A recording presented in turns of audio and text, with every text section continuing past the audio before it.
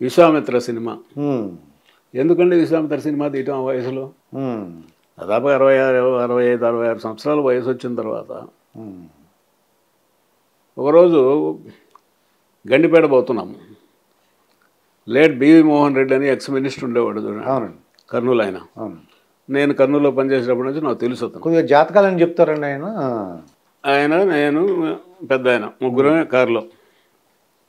ఆయన ఏం చేశాడు అంటే కొంతమంది పొగడ్తలకి అట్లా లొంగిపోతాడు ఆయన. అది నేను చెప్పదలుచుకున్న పాయింట్. అది అన్నగారు మీరు సినిమాలు మానేసిన తర్వాత సినిమాలు చూడటం లేదండి ఎవరు, ఉమ్, మనం సినిమా తీయాలండి అన్నాడు.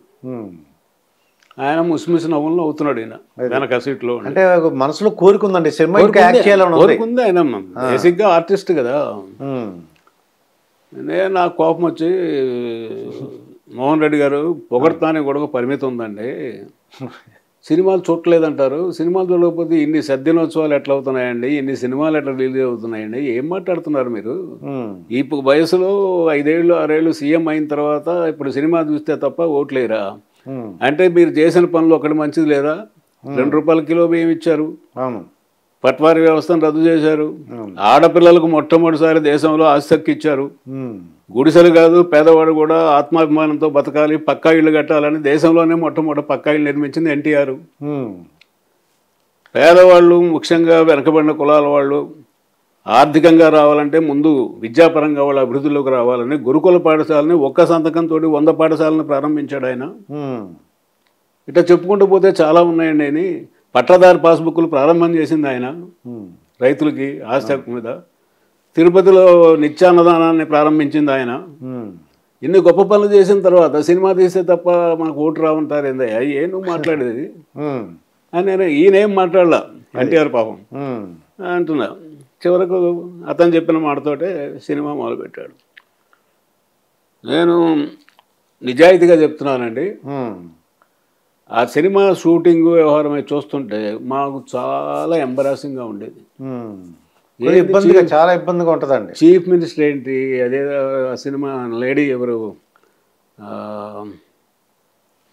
నార్త్ ఇండియన్ ఆర్టిస్ట్, ఉమ్, ఆవిడ రావడం, ఈ కౌగులించుకోవటాలు, ఈ వ్యవహారాలు, ఆఫీసర్లు ఏమో ఫైల్స్ పట్టుకొని వచ్చి అక్కడ గేట్ దగ్గర ఉంటారు, ఇవన్నీ చాలా ఎంబరాసింగ్గా ఉంది. ఉమ్, అది ఒక కారణం ఉమ్. ఓడిపోవటాను. అదే. ఉమ్, ఎన్ని క్యుములేటివ్ ఎఫెక్ట్ అనమాట. అది కాదు ఇది ఇది ఇది అని ఉమ్, ఇట్లా. కాకపోతే ఆయన దగ్గర ఉన్న గొప్పతనం ఏంటంటే నిజాయితీ అండి. ఉమ్, 100% నిజాయితీ మనిషి. తన రూపాయిని తను ఎంత జాగ్రత్తగా చూసుకుంటాడో ప్రభుత్వ సొమ్మును కూడా అట్లే అదే అన్నమాట. చూస్తాడు. ఉమ్, 1 రూపాయి కూడా అనవసరంగా ఖర్చు పెట్టాడు ప్రభుత్వ సొమ్ముని. ఇప్పుడు ఎన్నోసార్లు ఢిల్లీకి అటు ఇటు ఫ్లైట్లో పోయాం కదా, ఉమ్, ఎకానమీ క్లాసే ఆయన ఉమ్. టికెట్. ఓకే. ఇప్పుడు ఎకానమీ ఉంటుంది, ఎగ్జిక్యూటివ్ ఉంటుంది, బిజినెస్ క్లాస్ 3 ఉంటాయి కదా. అవునండి. సో దానికంటే ఎగ్జిక్యూటివ్ క్లాస్ కొంచెం ఎక్కువ రేటు, అవునండి. బిజినెస్ క్లాస్ ఇంకొంచెం ఎక్కువ. అవును. సరే ఫ్లైట్లో జనరల్గా సీట్లు కనుక ఖాళీగా ఉంటే నేను వెనక కూర్చుంటాను, ఫుల్గా కనుకుంటే ఆయన పక్కనే ఒకే సీట్లో ఇద్దరం కూర్చుంటాం. ఆ ఎయిర్ హోస్టెస్లు వచ్చి, సార్ పక్కన అంత ఖాళీ ఉంది, బిజినెస్ క్లాస్ ఖాళీగా ఉంది, ఇది కూడా మన ఎగ్జిక్యూటివ్ క్లాస్ ఖాళీగా ఉంది, లెగ్ స్పేస్ బాగుంటుంది, మీరు వచ్చి అక్కడ కూర్చోండి సార్, రిలాక్స్ అవ్వచ్చు అంటే, థ్యాంక్స్ అమ్మా, ఐ రిప్రజెంట్ కామన్ మ్యాన్. ఇట్లానే వాడండి. ఎవడండి వాళ్ళ సీఎంని అడగమనండి, ప్రతివాడు సొంత సొమ్ము అన్నట్టుగా స్పెషల్ ఫ్లైట్లు వేసుకొని పోతున్నారు. అవునండి. ప్రజల సొమ్ముతోటి జలసాలు చేస్తున్నారు. ఆయన ఐ రిప్రజెంట్ కామన్ మ్యాన్, అది డబ్బులు అనవసరంగా ఖర్చు పెట్టను, ఐఆమ్ కంఫర్టబుల్ హియర్ అన్నట్టు గొప్ప మనిషి ఆయన. అలాగే ఈవెన్ లక్ష్మీపార్వతిని పెళ్లి చేసుకున్న తర్వాత కూడా ఆయన సీఎంతో పాటు సీఎం భార్య వెళ్ళొచ్చు కదా ప్రభుత్వ సొమ్ము మీద, కానీ ఆయన తన అకౌంట్ నుంచి ఆమెకు టికెట్ తీసేవాడు. అంతకంటే నిజాయితీ ఏడుందండి ఈ రోజుల్లో. అటువంటి వ్యక్తి మళ్ళా పుట్టడండి ఎన్టీఆర్ లాంటి వాడు. అంటే అందరినీ బ్రదర్ అని గౌరవించటం, ఈవెన్ కానిస్టేబుల్ కూడా ఓకే ఎవరిని అరే అనే ఒరే అని పిలవడం అది జరగదు. అంత గొప్ప మనిషి. అంటే లక్ష్మీపార్వతి విషయం వచ్చినందుకు ఎక్కువగా ఆవిడ నేను ఎన్టీ రామారావు గారు ఎందుకు వచ్చానంటే వాళ్ళ పిల్లలు ఎవరు పట్టించుకోలేదు, అనాథగా ఉన్నారు, అందుకే నేను వచ్చానండి అని చెప్తున్నారు. నిజమండి అది? కరెక్ట్ కాదులేండి, కానీ ఉమ్, పిల్లలంటే వాళ్ళు గ్రోనప్ పీపుల్, ఉమ్, వాళ్ళ ఫ్యామిలీస్ వాళ్ళు సపరేట్గా ఉన్నారు. కాకపోతే ఏంటంటే నేను అబ్జర్వ్ చేసింది, పిల్లలు మన ఇళ్లలో లాగా అంత లిబరల్గా తండ్రితో ఉండరు అక్కడ. అది. ఈయన మొదటి నుంచే సినిమాల్లో ఉండి కష్టపడి అట్లా రాత్రి మగళ్ళు చాకిరి చేసి రావడం, ఈ పిల్లల చదువుల సంధ్యలు కూడా ఆయన పట్టించుకున్నాడు కాదు. ఓకే. ఆయనే చెప్పాడు ఒకసారి 2 సార్లు, ఎంజీఆర్ పిల్లల్ని కాలేజీల్లో చేర్పించేవాడాయా, నేను పట్టించుకున్నాను కాదు అని. అందువల్ల మామూలు వాళ్ళు కూడా గ్రోనప్ చిల్డ్రన్ కాబట్టి వాళ్ళ ఫ్యామిలీస్ ఇబ్బందులు వాళ్ళకు ఉన్నాయి. ఆమె చనిపోవడం దురదృష్టం అండి. బసవతారకమ్మ గారు చనిపోవడం క్యాన్సర్ చనిపోవడం. ఆ తర్వాత అంటే పదవి ఉన్నంతకాలం వీళ్ళు ఉన్నారు, ఏది గవర్నమెంట్ సర్వెంట్స్ వాళ్ళు ఉంటారు కాబట్టి పెద్ద వేరే రకమైన ఇబ్బందులు లేవు. ఆయన ఓడిపోయిన తర్వాత ఆల్మోస్ట్ ఒంటరి అయిపోయినాడు ఆయన. ఇక ఆచారం స్టూడియోలో ఉండి ఆ టైంలో ఏమో ఎంటర్ అయింది. అంటే అసలు పిల్లలతో ఎలా ఉండి క్లోజ్గా, అంటే పిల్లలంటే చాలా ప్రేమ అండి ఆయనకు. కాకపోతే వాళ్ళు కూడా మామూలు మనలాంటి ఇళ్లలో తల్లిదండ్రికి ఉండే అంత రిలేషన్షిప్ ఉండేది కాదు. పిల్లలు కొంచెం డిస్టెన్స్ మెయింటైన్ చేసేవాడు. అంతేగాని అట్లా మీకు ఇంకోటి కూడా ఏంటంటే ఆయనలో ఉన్న గొప్పతనం, ఇవాళ ప్రతివాడు నేను చాలా పెద్ద కుటుంబం నుంచి వచ్చాను, నేను చాలా గొప్పవాడిని, మా తాతలు నెత్తులు తాగారు, మా మూతులు వాసన చూడండి అనే పద్ధతిలో మాట్లాడుతుంటారు కదా.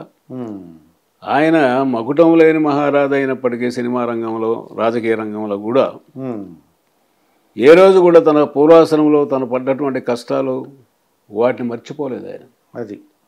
అదే ఆయన గొప్పతనం అసలు. అంటే ఎంత కష్టపడ్డాడు అంతా జ్ఞాపకం ఉన్నాయి ఆయన. అన్ని జ్ఞాపకం కాదు, పంచుకునేవాడు. మాకు చాలా చెప్పేవాడు ఆయన పాపం. అంటే ఇద్దరం కారులో పోతున్నప్పుడు కాలక్షేపంగా ఏదో మాట్లాడుతాం కదా. ఒకసారి విజయవాడలో వెళ్తున్నాము, రాత్రి 8 ఆ ప్రాంతంలో. ఇప్పుడు 3 వంతెనలు ఉన్నాయి కదా. అవునండి. ఆ తర్వాత ఓల్డ్ మన గవర్నమెంట్ హాస్పిటల్ ఉంది కదా. అవునండి. మేము కంట్రోల్ రూమ్ పోయి పోవాలి. వాస్తవానికి పైలట్ అటు వెళ్ళిపోయినాడు వాడు. డ్రైవర్ని ఇట్లా స్ట్రైట్గా పోనీ అన్నాడు. సార్ పైలట్ వెళ్ళిపోయింది సార్, ఎట్లా సార్ అదంటే, విజయవాడ మనకంతా కొట్టిన పిండి కదా, ఏం పర్లేదు పని అన్నాడు. కొంచెం దూరం పోయిన తర్వాత, రే స్లో చేయి డ్రైవర్, బండి ఆపవాక, అందరూ నన్ను గుర్తుపడతారు వచ్చేస్తారు అని. నర్సయ్య గారు చూడండి, ఆ మూలన లైట్ కనపడుతుంది చూడండి, అది ఒకప్పుడు మేమున్న పూరి గుడిసె. నేను గుంటూరులో కాలేజీ చదువు అయిపోయి చదువుకొని ఆటలాడుకొని ట్రైన్కు వచ్చేటప్పటికి మా అమ్మ లాంతరు పట్టుకొని ఎదురు చూస్తుండేది నా కోసం. 2 గేదెలను పెట్టుకొని మా అమ్మ పావులమ్మి చదివించింది నన్ను అని. ఈ రోజుల్లో ఎవరు చెప్పమనండి, ఒక ఎమ్మెల్యేని కానీ ఒక మినిస్టర్ని కానీ చెప్పుకోమనండి. ఆ విధంగా చెప్పరు. అదే ఆయన గొప్పతనం. అట్లాగే సినిమాలో చేరకముందు తను పడ్డ కష్టాలు, పెళ్ళయింది, ఒక కొడుకు పుట్టాడు, సబ్ రిజిస్ట్రార్గా సెలెక్ట్ అయినాడు పత్తిపాడు, గుంటూరు జిల్లా పత్తిపాడులో. ఆయన ఏదో సెక్షన్ నుంచి బయటికి పోయో లేకపోతే ఎడ జరిగిందో, అప్పుడు ఆ రోజుల్లో అందరూ కోట్లు వేసుకునేవాళ్ళు కదా. అవునండి. ఈయన బయట నుంచి వచ్చేటప్పటికి ఆ రోజు వచ్చిన లంచం డబ్బుల్లో ఈయన వాటా దానిలో పెట్టారు, జేబులో, కోటు జేబులో. అది చూసి రిజైన్ చేశాడండి ఉద్యోగానికి. అది దీనిలో అది తనకి ఇష్టం లేదండి, నిజాయితీగా ఉండాలని రిజైన్ చేశారు. ఆ రోజుల్లో సబ్ రిజిస్ట్రార్ అంటే చాలా గొప్ప ఉద్యోగం కదా. అందువల్ల ఆయన నిజాయితీకి, క్రమశిక్షణకి, పట్టుదలకి, తర్వాత మంచితనానికి నిలువెత్తు నిదర్శనం అండి ఆయన. కాకపోతే మనిషి గంభీరంగా కనపడతాడు, అమ్మ దూరంగా ఉంటాడు ఎన్టీఆర్ అది, కానీ పాపం మంచి హృదయం, మంచి భోజన ప్రియుడు. పక్కవాడిని కూడా అలాగే తినాలంటాడు ఆయన. మంచి భోజన ప్రియుడు, తినండి చెప్తారు పక్కన అన్నీ. ఆయనకు ఇప్పుడు బైపాస్ సర్జరీ అయింది, బీపీ ఉంది, షుగర్ ఉంది, ఓ చేతికి సినిమాలోనే దెబ్బతిని పక్షవాతం వచ్చి అవునండి.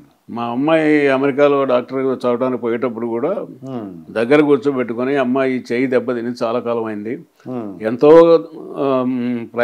ప్రదేశాలు తిరిగి నేను వైద్యం చేయించాను కానీ రాలేదు, ఉమ్. నువ్వు న్యూరాలజీ చేసి స్ట్రోక్ స్పెషాలిటీ చేసి రావాలి అని చెప్పాడు ఆయన. అది ఆమె అట్లాగే చేసింది అక్కడ చేసినారు. అమెరికాలో. ఒకసారి అటువంటి మహానుభావుడు ఆశీర్వదించిన తర్వాత గ్యారెంటీ జరుగుతుందండి అలాగే. అవును. చాలా గొప్ప మనిషి అండి ఆయన. కాకపోతే ఏంటంటే ఎమోషన్ తోటి ఒక్కోసారి ఉమ్, తొందరపడి. ఉమ్.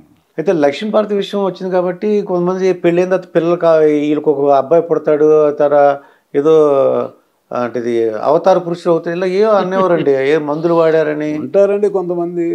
అది నిజం అంటారా? ఆవిడ పెళ్లి తనకి పెళ్లి చేసుకోవడం కాకపోయినా ముందు ఏదో జీవిత చరిత్ర రాస్తానని చెప్పి వచ్చింది. ఆయన ఒప్పుకోలేదు ముందు. నువ్వేంటి జీవిత చరిత్ర రాసేది, సీనారాయణ లాంటి వాడు రాస్తానంటేనే వద్దని చెప్పాను నేను. ఆయన సరే, ఇంకా ఆయన ఒంటరిగా ఉన్నాడు కాబట్టి ఈవిడ అప్పుడప్పుడు రావడం ఏదో మాట్లాడుకోవడం జరిగింది. ఒక స్టేజ్లో, అంటే మీరు అడిగారు కాబట్టి నేను చెప్తున్న వాస్తవాన్ని చెప్పకూడదు, ఆవిడ సమక్షంలోనే బాలకృష్ణ, నేను, పెద్ద ఆయన నాచారం స్టూడియోలో, బ్రదర్ ఏంటి నాకు ఇప్పుడు మెంటల్ కంపానియన్షిప్ రావాలి, ఈ వయసులో నాకు కోరికలు ఏముండవు కదా, ఓకే అండి, నేను ఏమైనా పెళ్లి చేసుకోవాలనుకుంటున్నా అని చెప్పేశాడు ఆయన. చెప్పేశాడు మాకు నాచారం స్టూడియో కూడా చెప్తున్నా కదా. వాస్తవానికి ఆ రోజున మా ఆదివారం అది, డ్రైవర్ రాలా, నా కొడుకు డ్రైవ్ చేస్తా ఉంటే పోయాం మేము. సార్ ఇప్పుడు పెళ్లి చేసుకోవడం అవసరమా లేదా అనేది మేము చెప్పదలుచుకోలేదు, అది మీ వ్యక్తిగత వ్యవహారం, ఈవెంట్ చేసుకుంటారా ఇంకొకళ్ళు చేసుకుంటారా అనేది దాని కాసేపు పక్కన పెడదాము. మీకు ఇప్పుడు 73 సంవత్సరాలు 72 సంవత్సరాలు వచ్చినాయి, మీ మనవరాళ్ళకు పెళ్లి చేసే వయసు, మీరు ఇప్పుడు పెళ్లి చేసుకుంటే పబ్లిక్ అప్రిషియేట్ చెయ్యరు. ఓకే చేశారు అనుకుంటాం.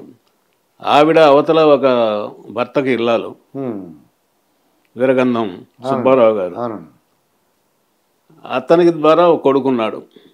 ఓకే అండి, అతను ఇప్పుడు అప్పలో హాస్పిటల్లో డాక్టర్ కోటేశ్వరరావు అని.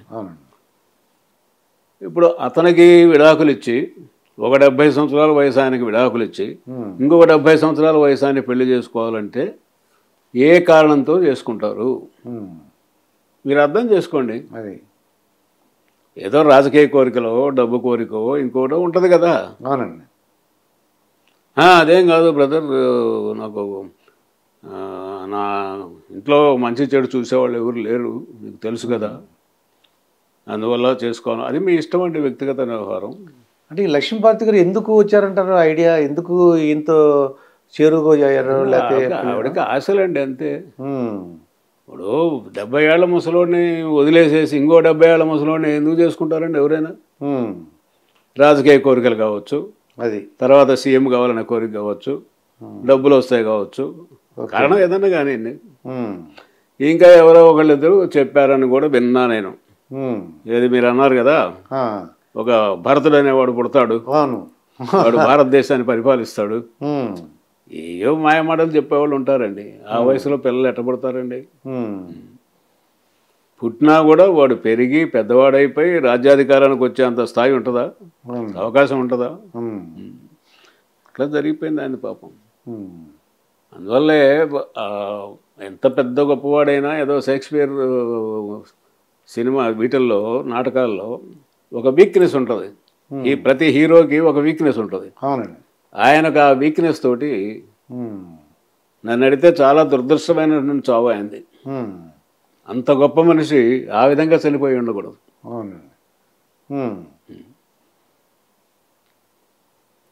విధివ్రాత అది. అయితే ఈ పెద్దలుడు ఒక ఆయన ఉన్నారండి, ఆయన ఎక్కువగా ఫీల్డ్లో ఉండేవారు కదండి. చంద్రబాబు నాయుడు గారు ఎక్కువగా ఉండేవారు. అంటే ఆయన డాక్టర్ వెంకటేశ్వరరావు, ఆయనది ఒక టైప్ అండి.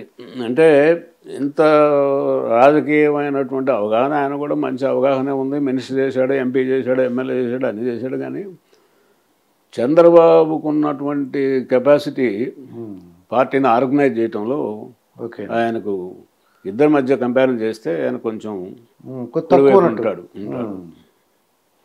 అప్పుడు ఎందుకంటే ఒక మాట నేను ఇంతకుముందు ఇంటర్వ్యూలో కూడా చెప్పాను, చంద్రబాబుని ఇవాళ మీరు వెన్నుపోటు పొడిచాడు, అది పొడిచాడు, ఇది పొడిచాడు అంటారు, అది కరెక్ట్ కాదు.